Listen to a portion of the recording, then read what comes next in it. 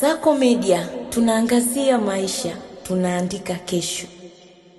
Viongozi mbalimbali wa serikali yakiwemo mashirika binafsi wamejitokeza kutuma salamu za rambirambi kupitia kifo cha aliyekuwa waziri wa nchi ofisi ya waziri mkuu, sera, bunge, uratibu na wenye ulemavu na aliyekuwa mbunge wa jimbo la Isimani William Vengimembe Lukuvi, kilichotokea leo tarehe 25 Machi 2026 majira ya saa 1 katika hospitali ya Benjamin Mkapa iliyoko jijini Dodoma kwa tatizo la mshtuko wa moyo.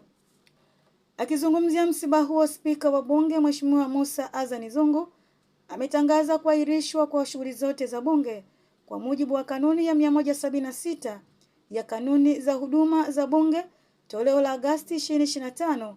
Spika wa bunge alieleza kuwa hatua hiyo inatokana na msiba uliolikumba bunge pamoja na taifa kwa ujumla.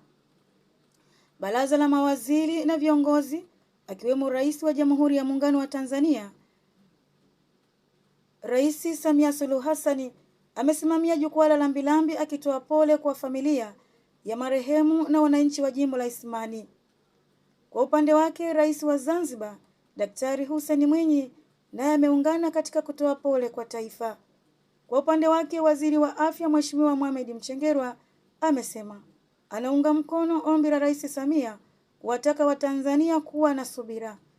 Naye Naibu Waziri Ofisi ya Waziri Mkuu Umi Nderiananga ameelezwa kuwa amepokea taarifa za kifo hicho kwa masikitiko makubwa, huku akiwataka wananchi kudumisha utulivu katika kipindi hiki kigumu.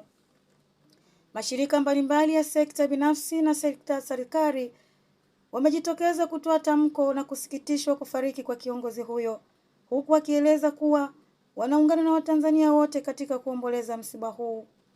Marehemu Lukuvi alikuwa miongoni mwa viongozi waliowahi kushika nyadhifa mbalimbali za uongozi nchini, akijulikana kwa uzoefu wake katika masuala ya bunge, uratibu wa sera za serikali, lakini vilevile kuwa waziri wa ardhi.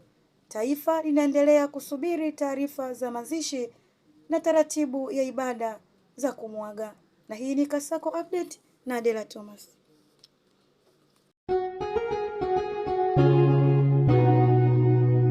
Kasako Media, tunaangazia maisha, tunaandika kesho.